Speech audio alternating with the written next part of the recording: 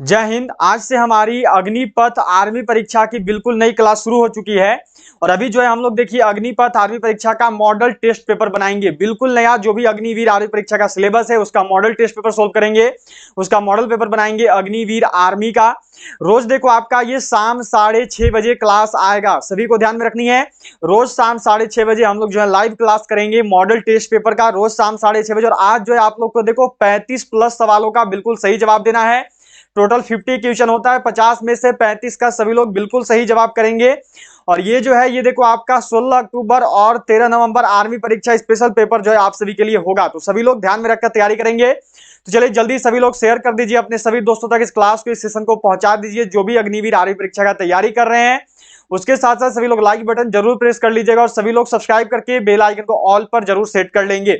इससे पहले आज दोपहर 1 बजे की क्लास आई थी जो कि अग्निवीर जीरो से हीरो लेवल, जीरो से हीरो नई बैच शुरू की गई है, उसका क्लास आज दोपहर 1 बजे हुआ था। तो अगर आपने अभी तक भी नहीं देखा है तो जाकर सबको जरूर अटेंड कर लेना। तो चलिए शुरुआत करेंगे क्वेश्चन नंबर 1 से। क्वेश्चन नंबर 1 देखो यहां पर आपको दिया गया है, क्वेश्चन नंबर 1 से चल रहे हैं, सभी लोग सही करते चलेंगे। दिया हुआ है देखो कि निम्न में से किसे झीलों का देश कहा जाता है। Which of the following is known as land of lakes. Ireland, Finland, Scotland या फिर नॉर्वे। क्या होगा आंसर, बिल्कुल सही कीजिएगा, सबको बताइएगा कि निम्न में से झीलों का देश जो है किसको कहते हैं, झीलों के देश के नाम से कौन जाना जाता है। तो ये है देखो आपका फिनलैंड। बहुत बढ़िया, बी वालों का आंसर बिल्कुल सही है, लगभग का बी आया है, बहुत ही अच्छे। जो भी फिनलैंड कर रहे हो उनका आंसर बिल्कुल सही है, बहुत ही बढ़िया, बहुत अच्छे, फिनलैंड होगा। चलिए बढ़ेंगे अगले सवाल पे। अगला सवाल देखो दिया हुआ है, चलिए अगला सवाल कर रहे हैं। यह दिया हुआ है कि वाल्मीकि द्वारा रामायण ग्रंथ की रचना हुई। The book Ramayana was composed by Valmiki. Hindi में, संस्कृत में, अवधी में या फिर मैथिली में। पूछा हुआ सवाल है प्रीवियस ईयर का, आर्मी के पिछले साल के परीक्षा में आ रखा है। वाल्मीकि द्वारा जो रामायण ग्रंथ की रचना हुई है यह किस भाषा में हुई। वाल्मीकि ने रामायण ग्रंथ की रचना किस भाषा में की है। तो यह देखो किया गया है संस्कृत में। क्या हो जाएगा आंसर, तो ऑप्शन बी संस्कृत। इस क्वेश्चन का जो सही आंसर है वो हो गया ऑप्शन बी संस्कृत। हो गया सबका, चलो बहुत अच्छा, संस्कृत वालों का आंसर बिल्कुल सही है, लगभग का बी आया है। चलिए अगला सवाल पे बढ़ेंगे। यह देखो दिया हुआ है कि संसार का सबसे छोटा महासागर कौन सा है। Which is the smallest ocean in the world. Hind महासागर, प्रशांत महासागर, आर्कटिक महासागर या फिर अंध महासागर। संसार का सबसे छोटा महासागर कौन सा है, निम्न में से वह कौन सा महासागर है जो कि संसार के सबसे छोटे महासागर के रूप में भी जाना जाता है। तो वह जो संसार का सबसे छोटा महासागर है, क्या होगा आंसर, चलिए सभी लोग करेंगे और बताएंगे। सभी का आंसर आना चाहिए, बिल्कुल सही, सभी को करनी है और यहाँ पर बतानी है। तो देखो आप सबकी बहुत ज्यादा डिमांड आ रही थी कि सर नया क्लास शुरू कीजिए, अग्निवीर आर्मी परीक्षा का नया बैच शुरू कीजिए, क्योंकि जो पहला एग्जाम है अग्निवीर का वह देखो 16 अक्टूबर को ही है और अभी से करीब करीब केवल 90 दिन ही बचे हुए हैं अग्निवीर आर्मी परीक्षा की तैयारी के लिए। तो उसी को देखकर आपका आज से बैच शुरू हो गया अग्निवीर आर्मी परीक्षा का, जो कि कंटिन्यू आएगा, एवरीडे आएगा, रूटीन आप सबको दिया जा चुका है। तो सभी लोग क्लास के टाइम पे जरूर जुड़ जाइएगा। और जो पिछला आर्मी परीक्षा है जो कि अभी उसका देखो 11 जुलाई को जो है सुप्रीम कोर्ट में सुनवाई होना है, उसके बाद उसका फैसला कर दिया जाएगा। डेट आगे भी बढ़ सकता है, तो उसके चक्कर में रुके हुए नहीं रह सकते, हम सबको भी धीरे धीरे आगे बढ़नी होगी। तो इसीलिए जो है आपका आज से नया बैच शुरू हो गया है। आप सब भी क्लास अटेंड करिए सभी लोग, जब आदेश आएगी आर्मी परीक्षा को लेकर तो उसका भी कंटिन्यू प्रिपरेशन इसी प्रकार से चलते रहेगा। संसार का सबसे छोटा महासागर, बहुत बढ़िया, कौन सा है, तो आर्कटिक महासागर है, जिनका भी सी है।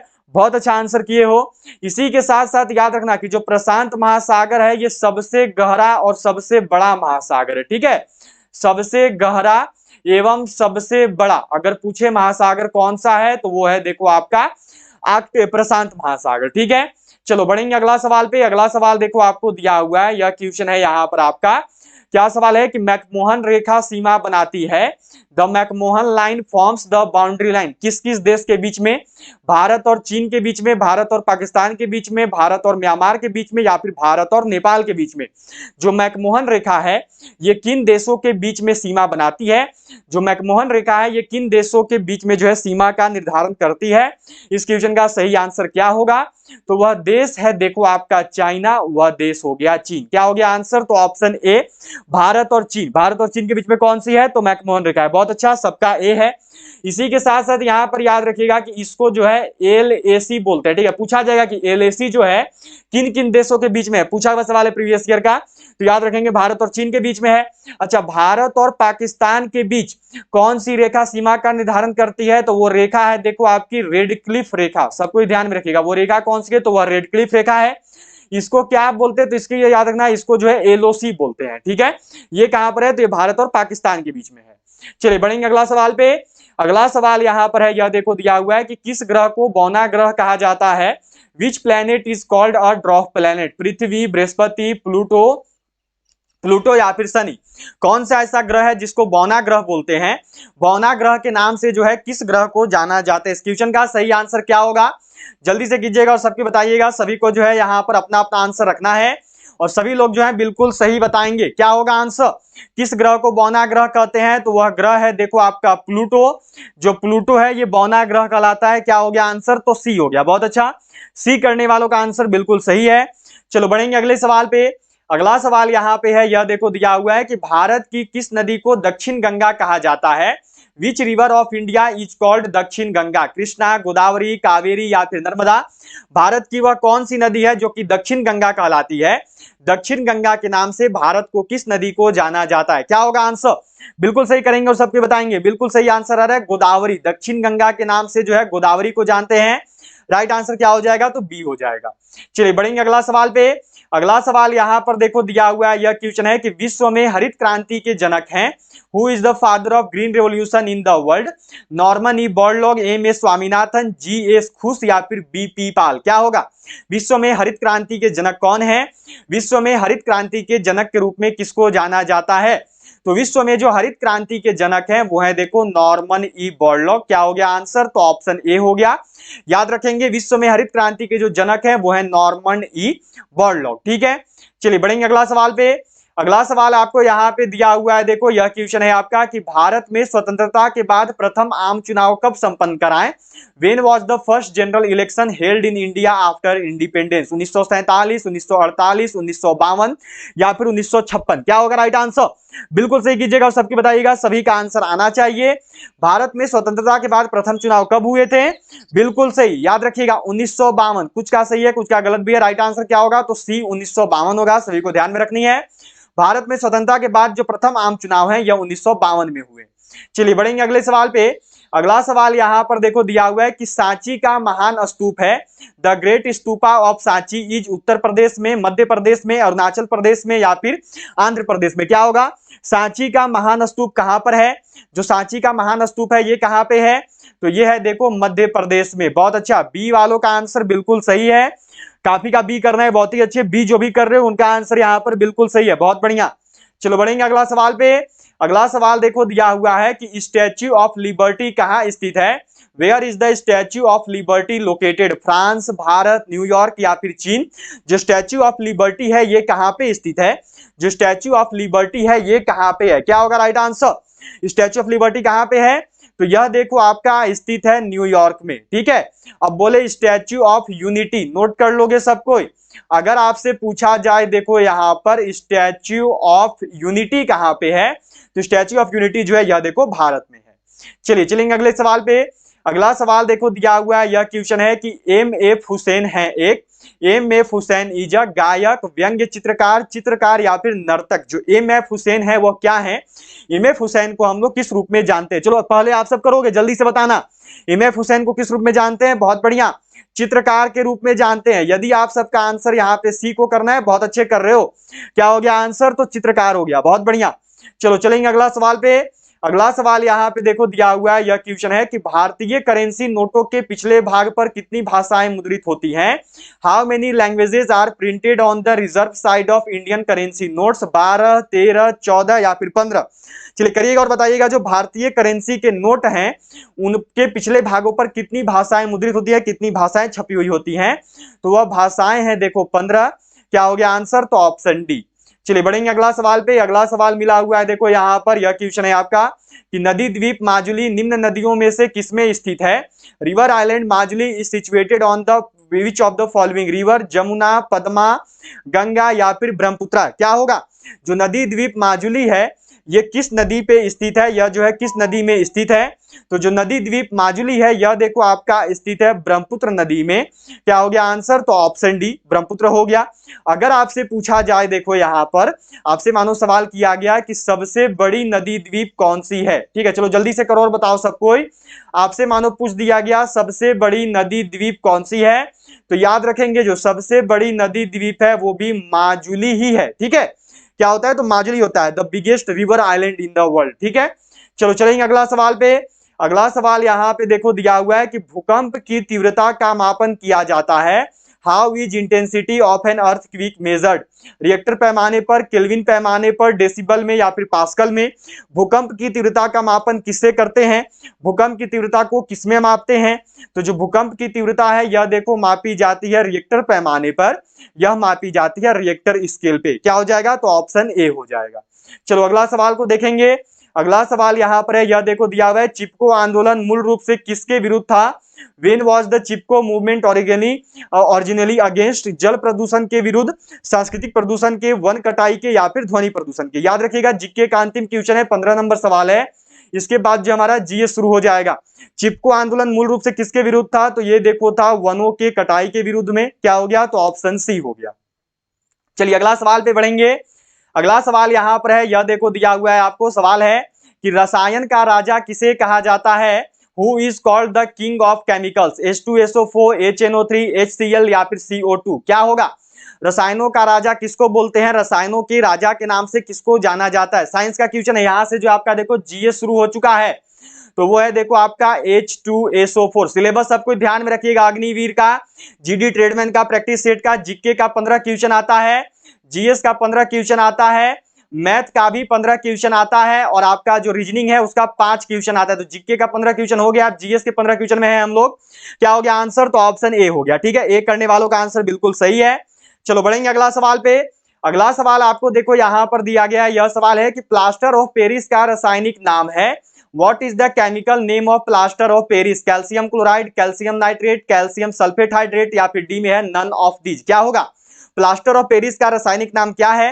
प्लास्टर ऑफ पेरिस का केमिकल नेम क्या होता है? तो प्लास्टर ऑफ पेरिस का जो केमिकल नेम है यह है देखो आपका कैल्शियम सल्फेट हाइड्रेट। क्या हो गया आंसर? तो ऑप्शन सी। इसका सूत्र याद रख लोगे, इसका सूत्र होता है देखो CaSO4 × 1/2H2। ध्यान में रखेंगे सब कोई। प्लास्टर ऑफ पेरिस का केमिकल फॉर्मूला ये होता है, ठीक है। सभी ने नोट कर लिया, बहुत अच्छे। चलो बढ़ेंगे अगला सवाल पे। अगला सवाल देखो मिला हुआ है, यह क्वेश्चन है कि निम्न में से किसे वर्गीकी का जनक कहा जाता है? Who among the following is called the father of taxonomy? पूछा हुआ सवाल इंडियन आर्मी का, इंडियन आर्मी में आ रखा है।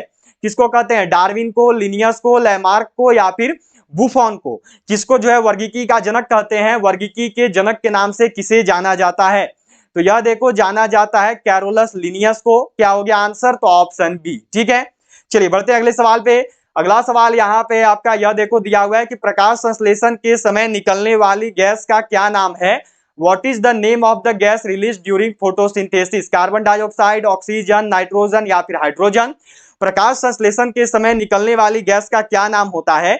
वह गैस जो कि देखो प्रकाश संश्लेषण के समय निकलती है उस गैस को क्या कहते हैं? तो प्रकाश संश्लेषण के समय निकलने वाली जो गैस है यह देखो ऑक्सीजन होती है। क्या हो गया आंसर? तो ऑप्शन बी ऑक्सीजन। चलिए बढ़ेंगे अगला सवाल पे। अगला सवाल आपको यहां पर दिया हुआ है देखो कि निम्न में से कौन सा विद्युत का सुचालक है? Which of the following is good conductor of electricity? Aluminium, तांबा, चांदी या फिर सोना? निम्न में से विद्युत का सबसे अच्छा सुचालक कौन सा है? 20 नंबर सवाल है, सभी लोग करेंगे और बताएंगे। निम्न में से विद्युत का सबसे अच्छा सुचालक क्या होता है? तो वो है देखो चांदी, ठीक है, चांदी सबसे ज्यादा। इसके बाद सेकंड नंबर पे याद रखना तांबा, कॉपर होता है, ठीक है। चलिए बढ़ेंगे अगला सवाल पे। अगला सवाल मिला हुआ है देखो कि सूर्य का प्रकाश पृथ्वी पर पहुंचता है, sunlight reaches the earth, 5 minute में, 6 मिनट में, 8 मिनट में या फिर 10 मिनट में? सूर्य का जो प्रकाश है ये पृथ्वी पर देखो आपका कितने देर में पहुंचता है? सूर्य का जो प्रकाश है ये पृथ्वी पर कितने देर में पहुंचता है? तो यह देखो पहुंचता है 8 मिनट में। क्या हो गया आंसर? तो ऑप्शन सी 8 मिनट। चलो अगला सवाल पे चलेंगे। अगला सवाल यहां पर है, यह देखो दिया हुआ है कि गोबर गैस में मुख्य रूप से होता है। Dung gas mainly contains carbon dioxide, methane, ethylene, acetylene. क्या होता है? गोबर गैस में मुख्य रूप से क्या पाया जाता है? जो गोबर गैस है इसमें मुख्य रूप से क्या होता है? इस क्वेश्चन का सही आंसर क्या होगा? तो जो गोबर गैस है इसमें देखो मुख्य रूप से मीथेन पाया जाता है। क्या हो गया आंसर? तो ऑप्शन बी। चलो चलेंगे अगले सवाल पे। अगला सवाल यहाँ पे है, यह देखो मिला हुआ है कि हीमोग्लोबिन में निम्न में से कौन सी धातु मौजूद होती है। यहाँ पे थोड़ी सी मिस्टेक बताइएगा सबको, क्या होगा यहाँ पर? निकेल, लोहा, कॉपर या फिर जिंक। पूछा हुआ सवाल इंडियन आर्मी का, प्रीवियस ईयर में आ रखा है, जल्दी से करेंगे और बताएंगे। हीमोग्लोबिन में जो है निम्न में से कौन सी धातु पाई जाती है? इंडियन आर्मी का पूछा हुआ सवाल है, तो वह देखो लोहा है। ठीक है, हीमोग्लोबिन में जो है लोहा पाया जाता है। चलो बढ़ेंगे अगला सवाल पे। अगला सवाल यहाँ पे है, यह देखो आपको मिला हुआ है कि रेडियोधर्मी डेंटिंग एक प्रक्रिया है जिससे मापा जा सकता है। Radio active denting is a process that can be measured. चट्टानों की आयु, चट्टानों का प्रकार, चट्टानों की रंग या फिर चट्टानों की अवस्था। रेडियोधर्मी जो डेंटिंग एक प्रक्रिया है उसके द्वारा क्या मापते हैं? तो रेडियोधर्मी डेंटिंग के द्वारा जो है देखो चट्टानों की आयु को मापा जाता है। क्या हो गया आंसर? तो ऑप्शन ए हो गया सबका। चलो बढ़ेंगे अगला सवाल पे। यह देखो यहाँ पर दिया हुआ है कि किस गुणधर्म के कारण पानी से भरे बर्तन में डुबाई गई छड़ी मुड़ी हुई प्रतीत होती है। Due to which property a stick immersed in a vessel full of water appears to be bend. परावर्तन, न्यूटन के गति नियम, अपवर्तन या फिर उत्प्लावन। किस वजह से जो है देखो पानी से भरे हुए बर्तन में जब आप छड़ी को डुबाते हैं तो वो मुड़ा हुआ प्रतीत होता है। इसका कारण क्या है? तो इसका कारण है देखो अपवर्तन। क्या हो गया आंसर? तो ऑप्शन सी हो गया। चलिए बढ़ेंगे अगला सवाल पे। अगला सवाल यहाँ पर है देखो, यह दिया हुआ है कि किस निम्न में से किस घटना के कारण इंद्रधनुष दिखाई देता है। Rainbow appears due to which of the following phenomena. क्या होगा? प्रकाश का परिक्षेपण। ठीक है, प्रकाश का परिक्षेपण दिया हुआ है यहाँ पर। नेक्स्ट में देखो प्रकाश का व्यतिकरण। अगला में देखो यहाँ पर है आपका प्रकाश का विवर्तन। अगला है डी में नन ऑफ दीज। किस कारण से जो है इंद्रधनुष दिखाई देता है? तो इंद्रधनुष दिखाई देने का जो कारण है ये है देखो आपका प्रकाश का परिक्षेपण, इसके साथ साथ पूर्ण आंतरिक परावर्तन। सबको नोट कर लेंगे, प्रकाश का परिक्षेपण एंड पूर्ण आंतरिक परावर्तन। टोटल इंटरनल रिफ्लेक्शन भी इसको बोलते हैं। पूछा हुआ सवाल इंडियन आर्मी का, टोटल इंटरनल रिफ्लेक्शन। ठीक है, टोटल इंटरनल रिफ्लेक्शन भी इसको जो है बोलते हैं हम लोग। हो गया सबका। चलो अगले सवाल पे चलेंगे। अगला सवाल यहाँ पे देखो दिया हुआ है, क्या क्वेश्चन है कि यूरिया किसके द्वारा रुधिर से पृथक किया जाता है। Urea is separated by from blood bye आंत, अमाशय, प्लीहा या फिर गुर्दा। जो यूरिया है वो किसके द्वारा रुधिर से अलग किया जाता है? यूरिया को जो है ब्लड से, खून से किसके द्वारा अलग करते हैं? क्या होगा आंसर? तो यह देखो अलग होता है गुर्दे के द्वारा, यह अलग होता है किडनी के द्वारा। क्या हो गया? तो ऑप्शन डी हो गया। चलो चलेंगे अगला सवाल पे। अगला सवाल यहां पर है, यह देखो दिया हुआ है कि मनुष्य के रक्त का पीएच होता है। The pH of human blood is. सबसे पहले पीएच वैल्यू नोट कर लोगे, यह देखो 7.4 होता है। ठीक है, सबसे पहले पीएच वैल्यू नोट कर लेंगे, यह 7.4 होता है। अब पूछा क्या होता है? कम अम्लीय, अधिक अम्लीय, कम क्षारीय या फिर अधिक क्षारीय। क्या होगा? मनुष्य के रक्त का जो पीएच वैल्यू है, पीएच मान है, वह क्या होता है? तो मनुष्य के रक्त का जो पीएच मान है यह देखो लेस अल्कलाइन होता है, यह जो है कम क्षारीय होता है। ठीक है, क्या हो गया आंसर? तो ऑप्शन सी हो गया। क्यों? क्योंकि 7 के बाद क्षारीय अवस्था पाया जाता है, लेकिन पॉइंट में केवल 4 है, इसीलिए ये कम क्षारीय होता है, लेस अल्कलाइन होता है। चलो अगला सवाल यहाँ पर है, क्या क्वेश्चन दिया हुआ है कि तत्वों की आवर्त सारणी का जनक कौन है? Who is the father of periodic table of elements?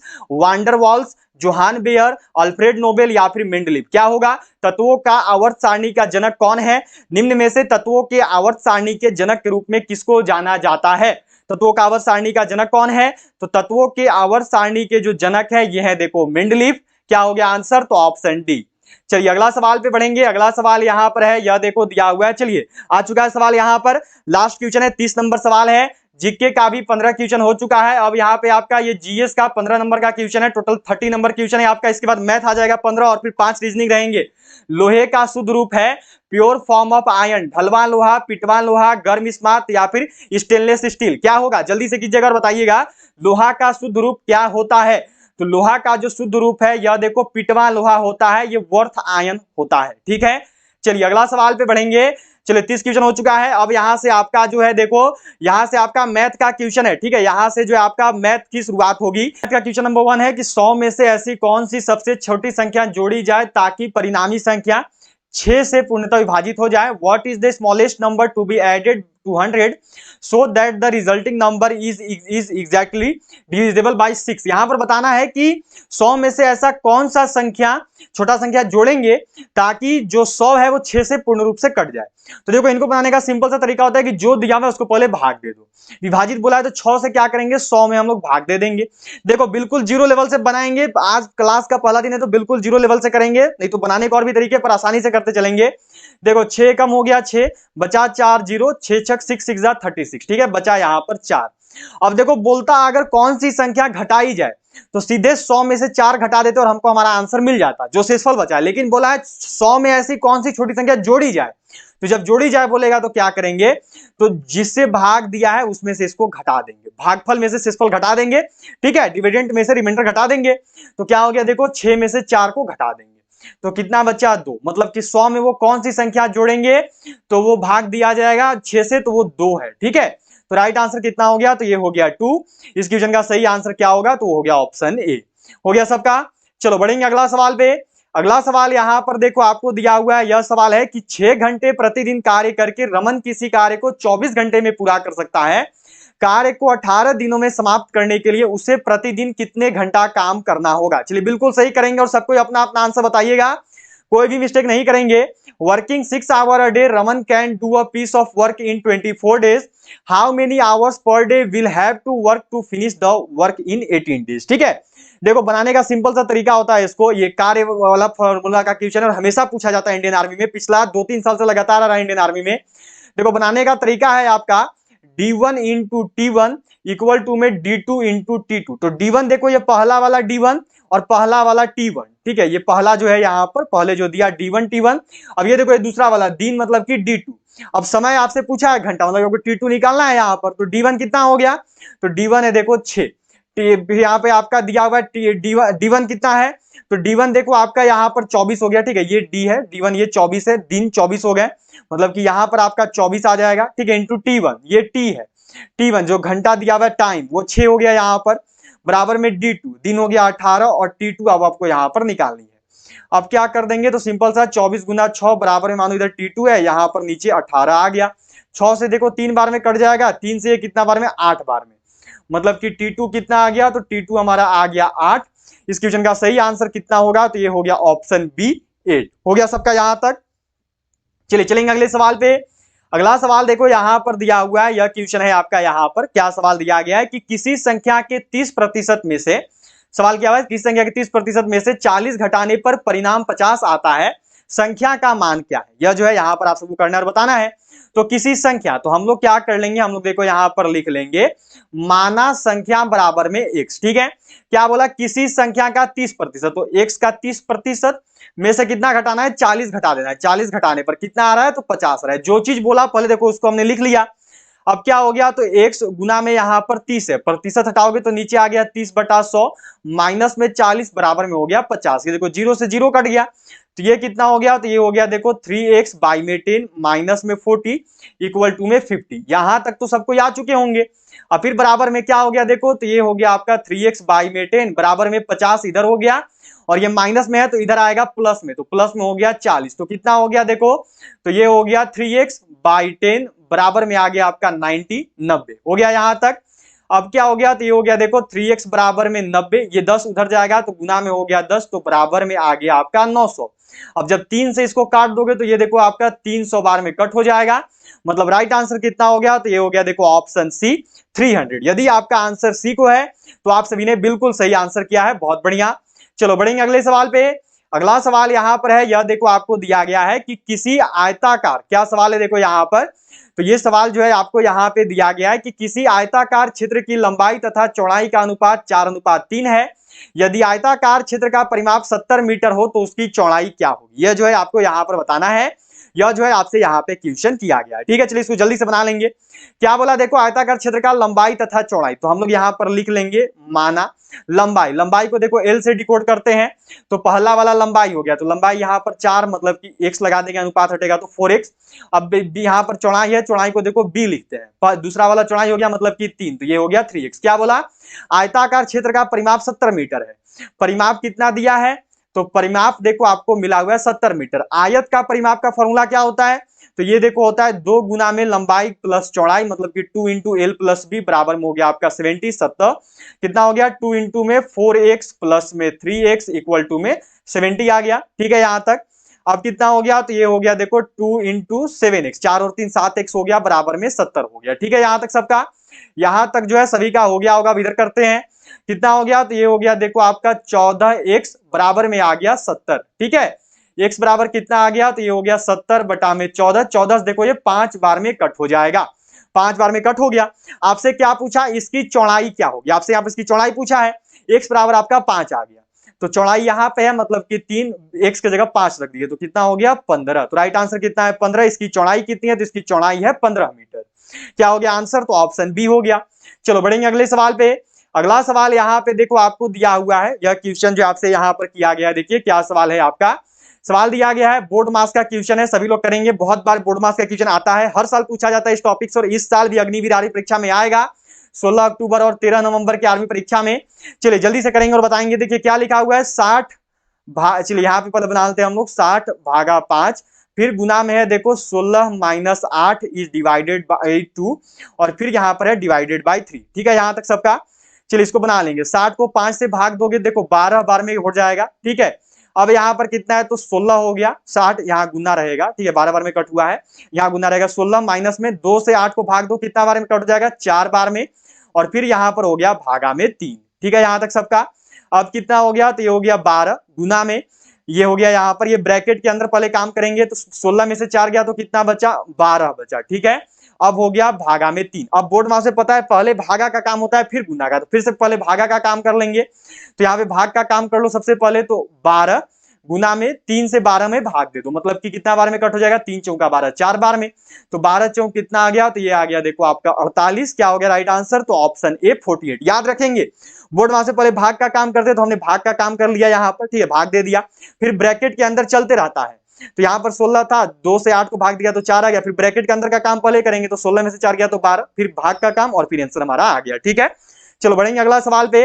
अगला सवाल यहाँ पर है, यह देखो आपको दिया गया है, नेक्स्ट क्वेश्चन जो आपसे यहाँ पर किया गया, देखिए क्या सवाल है।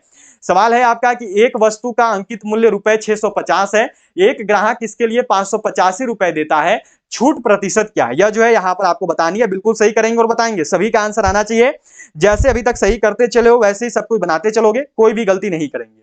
चलिए क्या दिया हुआ है, तो यहाँ पर सबसे पहले देखो हम लोग लिख लेंगे अंकित मूल्य, ठीक है मार्क्ड प्राइस इसको इंग्लिश में बोलते हैं। अंकित मूल्य हो गया 650। अब क्या बोला, ग्राहक इसके लिए 585 रुपए देता है, मतलब कि ये हो गया देखो आपका विक्रय मूल्य।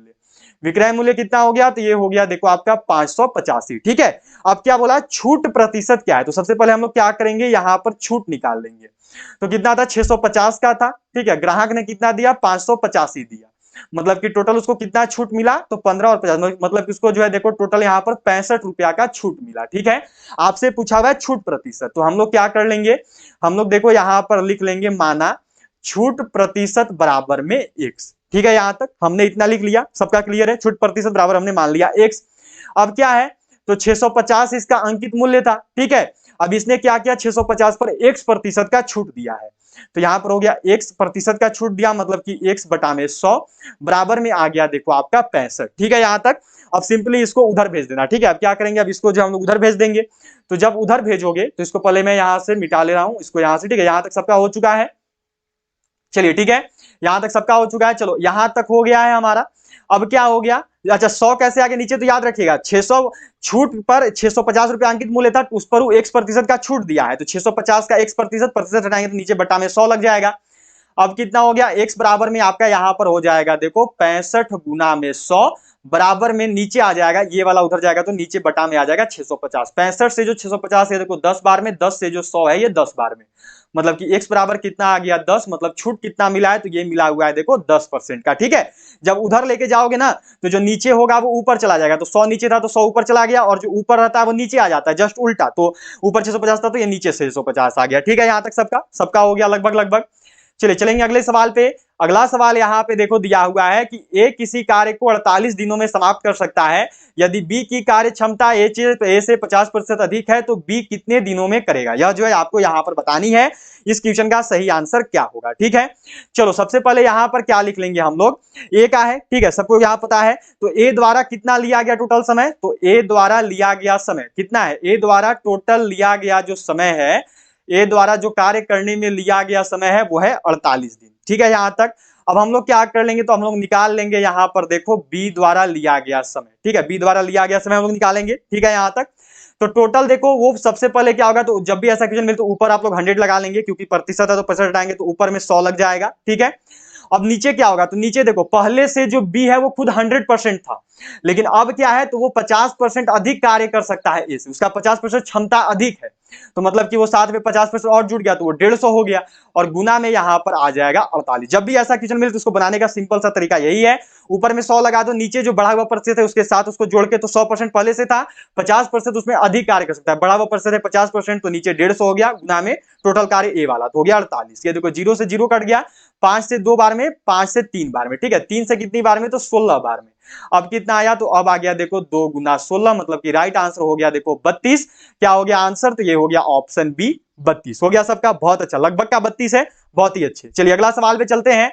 अगला सवाल यहां पर देखो दिया हुआ है, यह क्वेश्चन है आपका। नेक्स्ट सवाल जो है आपको यहां पर मिला हुआ है कि एक धनराशि ब्याज की किसी वार्षिक दर से 2 वर्ष के लिए साधारण ब्याज पर निवेशित की जाती है। यदि ब्याज दर 4% से बढ़ा दी जाए तो ब्याज 160 रुपए बढ़ जाता है। निवेशित की गई धनराशि की, आपको यहाँ पे धनराशि बताना है, प्रिंसिपल अमाउंट, मतलब कि पी बताना है। पी बराबर देखो फॉर्मूला होता है 100 इंटू एसआई, बाई में होता है आपका देखो बटा में आर गुना टी। अब 100 हो गया यहाँ पर, एसआई मतलब कि जो ब्याज मिला उसको कितना मिला, 160 रुपए का मिला, तो ये हो गया देखो यहाँ पर बटा में 160। साधारण ब्याज लगा है, देखो यहाँ पे साधारण ब्याज का ये फॉर्मूला है। अब क्या बोला, आर, आर मतलब रेट, दर, तो दर कितना है, ये देखो 4% है तो 4 हो गया, गुना में टी मतलब कि समय, समय कितना है, तो समय देखो आपको यहां पर दिया गया है 2 वर्ष, तो गुना में हो गया 2।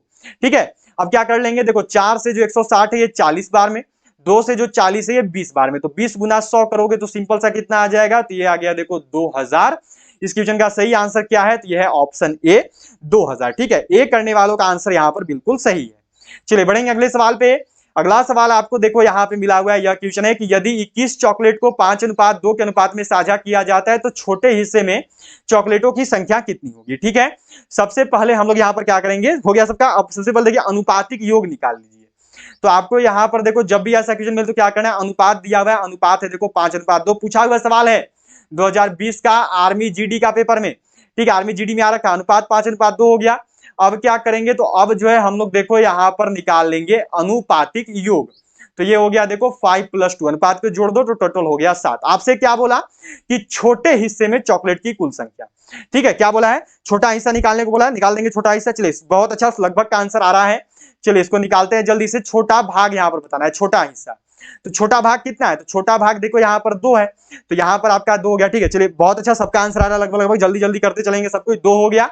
बटा में टोटल अनुपातिक योग कितना था, तो 7 था टोटल, और गुना में टोटल चॉकलेट कितने हैं, तो टोटल चॉकलेट देखो यहाँ पर जो आपके 21 है। ठीक है, टोटल चॉकलेट 21 हो गए, तो यहाँ पर क्या कर देंगे, गुना में 21 कर देंगे। 7 से जो 21 है ये देखो 3 बार में कट गया, 2 गुना 3 करोगे तो कितना आएगा 6, मतलब कि इस क्वेश्चन का राइट आंसर कितना है, तो यह है ऑप्शन बी 6। ठीक है, चलिए बढ़ेंगे अगले सवाल पे। अगला सवाल यहां पर है, यह देखो आपको दिया गया है कि माहिम ने एक परीक्षा में 175 में से 126 अंक प्राप्त किया। माहिम द्वारा प्राप्त किए गए अंकों की प्रतिशत क्या है, यह जो है आपको यहां पर बतानी है। देखिए कितना अंक प्राप्त किया, 126 अंक, कितना अंक में से, 175 अंक में से। क्या करना है, प्रतिशत में निकालना है, तो प्रतिशत में निकालने के लिए क्या करते हैं, सिंपल गुना में 100 कर देते हैं। ठीक है, क्या करेंगे, तो गुना में 100 कर देंगे। अब चलो जल्दी से बताओ, ठीक है, चलो जल्दी से इसको कट करो और अपना अपना आंसर बताओ क्या होगा। अभी करोगे सब कुछ, 10 नंबर से 40 नंबर क्वेश्चन है, मैथ का 10वां नंबर सवाल है, 40 नंबर सवाल है। चलिए क्या होगा, तो ये क्वेश्चन आपके लिए आज का होमवर्क है, इसका टोटल कट करके आप लोग होमवर्क करोगे और आंसर कहां बताओगे, तो आंसर बताओगे कमेंट बॉक्स में कि इसका राइट आंसर जो है क्या होगा। ठीक है, चलिए बढ़ते हैं अगले सवाल पे। अगला सवाल यहां पे देखो दिया हुआ है, यह सवाल है आपका अंडर रूट में दिया हुआ है, देखो 0.64 का मान क्या है। देखिए इसको सिंपल तरीके से नहीं तो बहुत लंबा मेथड पड़ेगा, उतना जाने का जरूरत नहीं है। देखो सिंपली कैसे बना लेंगे ना, 64 कितना का स्क्वायर होता है, आप सब जानते हैं 64 कितना का वर्ग है, तो 64 देखो 8 का स्क्वायर है, 8 का वर्ग है। ठीक है। अब यहां पर क्या दिया हुआ है देखिए, 2 अंक के बाद दशमलव लगा हुआ है, तो जब रूट के बाहर आएगा तो 2 अंक के बराबर 1 अंक होता है रूट टूटने पर। तो 2 अंक के बाद दशमलव, इसका मतलब रूट तोड़ेंगे तो कितना अंक बाद दशमलव लग जाएगा, तो 1 अंक के बाद दशमलव लग जाएगा, मतलब आंसर आ गया 0.8। क्या हो गया आंसर, तो ऑप्शन सी हो गया सबका। देखिए मैथ को जितना जल्दी बना पाई उतना जल्दी बनाने का कोशिश करना है, ज्यादा समय नहीं लेना है। क्या हो गया आंसर, तो सी 0.8 हो गया। अब क्या दिया है, पहली 5 प्राकृत संख्याओं के तृतीय घातों की औसत की गणना करें। ठीक है, पहली 5 प्राकृत संख्याएं कौन कौन सी हैं, तो वो हो गया 1 का स्क्वायर, पहली 5 प्राकृत संख्याएं, ठीक है, 1 2 3 4 और 5, ठीक है यहां तक। अब क्या बोला यहां पर देखो, चलिए जल्दी से करेंगे सबको और बताते चलेंगे इसका राइट आंसर क्या होगा। 1 2 3 4 5 हो गया। अब क्या बोला, इसका तृतीय घात का अनुपात, तृतीय घात मतलब कि 1 का क्यूब, ठीक है, फिर प्लस में 2 का क्यूब, प्लस में 3 का क्यूब, प्लस में हो गया 4 का क्यूब और प्लस में 5 का क्यूब। इनका क्या बोला, तृतीय घात का औसत निकाले। तो औसत निकाले क्या करते हैं, जो भी संख्या दिया हुआ है उनको आपस में जोड़ के जो टोटल संख्या उतना से भाग देते। तो कितना संख्या है, 1 2 3 4 5, इसका मतलब क्या करेंगे, ये तो 5 से भाग दे देंगे। अब क्या आ गया, 1 का क्यूब देखो 1 हो गया, 2 का क्यूब 8 हो गया, 3 का क्यूब कितना हो गया 27 हो गया, ठीक है, 3 का क्यूब 3 का घात 27 हो गया। 4 का क्यूब कितना होता है, तो 4 चौका 16, 16 चौका 64, और 5 का जो क्यूब है ये देखो हो गया 125, और बटा में कितना आ गया, तो बटा में आ गया आपका 5। चलिए जल्दी जल्दी करते चलेंगे सब कोई। अब इसको जल्दी से जोड़ो यहां पर, चलो जल्दी से आंसर करो अपना अपना, बहुत ज्यादा आप लोग समय ले रहे हो, जल्दी जल्दी करते चलेंगे। लगभग का आंसर आ रहा है, सभी लोग बताइए क्या होगा, जोड़ने पर कितना आएगा, सबसे पहले ये करो। तो जोड़ने पर आ रहा है, बहुत अच्छा, बिल्कुल सही। कितना आ रहा है 225, इनको जब आपस में जोड़ेंगे तो आ गया 225, और 5 से इनको भाग दे दो। 5 से जब 225 को भाग दोगे ना तो कितना बार में, तो ये देखो आपका हो जाएगा, चलिए कितना बार में कट होगा 5 से, तो देखो 5 चौका कितना हो गया 20 हो गया, बचा 4, और यहां पर फिर से बचा 2 और 5, तो हो गया यहां पर कितना 5 5 25, मतलब कि राइट आंसर आ गया आपका 45। क्या हो गया आंसर, तो ऑप्शन बी, बहुत अच्छा, 45 लगभग का, और 45 बिल्कुल सही आंसर है, बहुत ही अच्छे। चलिए बढ़ेंगे अगले सवाल पे। अगला सवाल यहां पर है, यह देखो आपको दिया गया है, सवाल है कि 3 मित्रों की औसत आयु 24 वर्ष है, यदि चौथे मित्र की आयु को जोड़ दिया जाए तो औसत आयु 23 वर्ष बना रहता है। चौथे मित्र की आयु क्या है, ठीक है, औसत आयु दिया हुआ है, तो यहां पर हम लोग क्या कर लेंगे, हम लोग लिख लेंगे 3 मित्रों की कुल आयु, ठीक है, 3 मित्रों की कुल आयु पहले लिख लीजिए। तो कितना करेंगे, तो सिंपल सा 3 मित्रों की आयु निकालने के लिए औसत 23 है, तो 3 गुना 23 कर दो यहां पर, तो 3 गुना 23 करेंगे तो कितना आएगा, तो जब 3 गुना 23 करेंगे तो हो गया आपका 3 तिहाई 9 और 3 दूनी 6 हो गया यहां तक। इसी प्रकार से जल्दी जल्दी करते चलिए सब कोई, देरी नहीं करेंगे कोई भी, ठीक है। अब यहां पर क्या बोला, तो अब यहां पर लिख लेंगे हम लोग, देखो चौथे मित्र की आयु, ठीक है, चौथे मित्र की आयु हमें 4 मित्रों की औसत आयु, ठीक है, पर सबसे पहले निकाल लेंगे 4 मित्रों की कुल आयु, ठीक है, 4 मित्रों की कुल आयु पहले निकाल लीजिए। 4 मित्रों की कुल आयु तो ये हो गया देखो 4 गुना में 23, क्यों वापस 23 ही रह रहा है, तो 4 गुना में 23 की जगह तो कितना आएगा, तो 4 तिहाई 12 का 1, 4 दूनी 8 और 1 9, मतलब कि 3 मित्र का टोटल आयु कितना हो गया 69 वर्ष है, और 4 मित्र का टोटल आयु कितना है, तो 92 वर्ष है, ठीक है, चारों का मिला दिए तो 92 आ रहा है, तीनों का मिला दिए तो 69 आ रहा है। निकालना है चौथे मित्र का आयु, तो क्या कीजिए चौथा में से तीसरा का जो है ना घटा दीजिए, मतलब कि क्या करेंगे, तो 92 में से जो है 69 को घटा देंगे। अब 92 में जब 69 को घटाएगा तो कितना आएगा, तो यह देखो आपका आ जाएगा 23, मतलब कि राइट आंसर कितना है, तो यह है 23 वर्ष। इस क्वेश्चन का सही आंसर कितना हो गया, तो ये भी हो गया 23 वर्ष। बहुत अच्छा, 23 सबका है, बहुत ही अच्छे, 23 वालों का आंसर बिल्कुल सही है।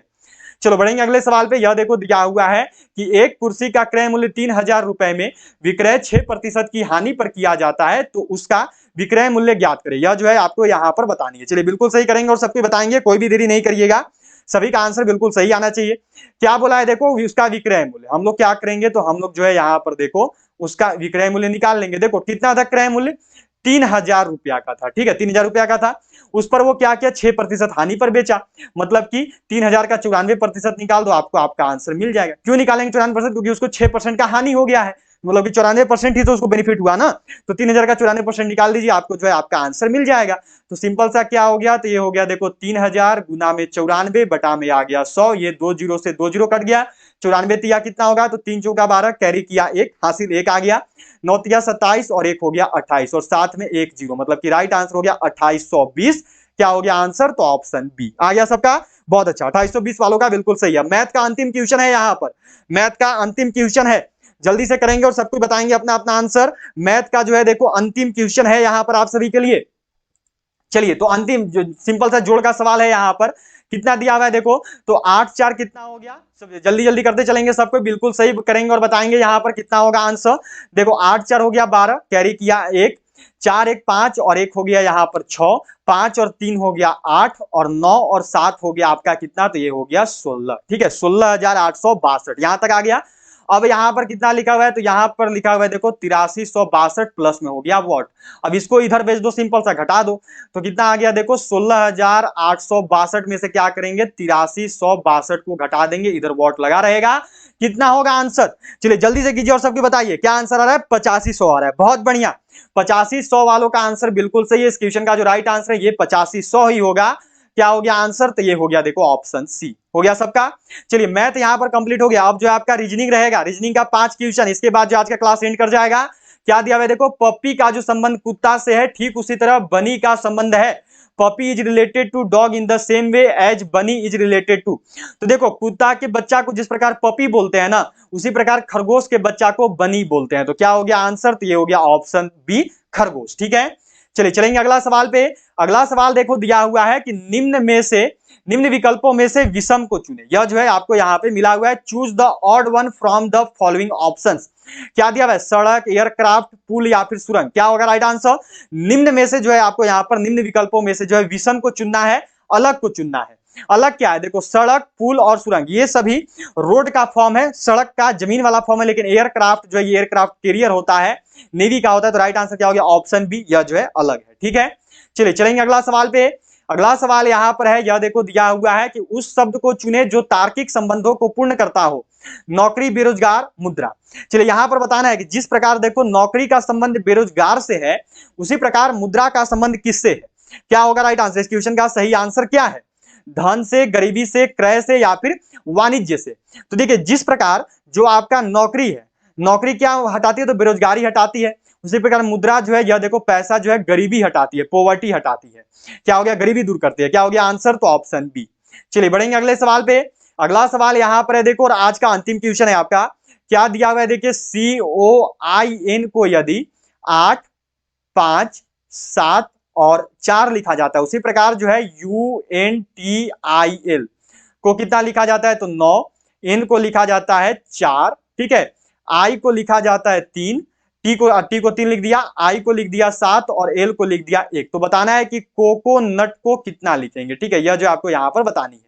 तो C को कितना लिख दिए 8, O को 5, फिर से 8 5, N को कितना लिख रहा है 4 लिख रहा है देखो यहां पर।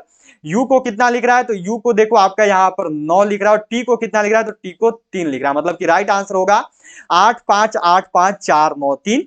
इस क्वेश्चन का जो सही आंसर है ये हो गया देखो ऑप्शन बी। ठीक है, हो गया सबका यहां तक। चलिए इसी के साथ जो है आपका आज का 50 क्वेश्चन हो गया है। सबको जरूर बताइएगा कि 50 में से आप सबने कितने सवालों को सही किया, सबको जरूर बता देंगे। जाते जाते सभी क्लास को शेयर जरूर कर दीजिएगा, उसके साथ साथ सभी लोग लाइक बटन जरूर प्रेस कर देंगे। जिन्होंने भी चैनल को सब्सक्राइब नहीं किया है वो सभी सब्सक्राइब करके बेल आइकन को ऑल पर जरूर सेट कर लेना।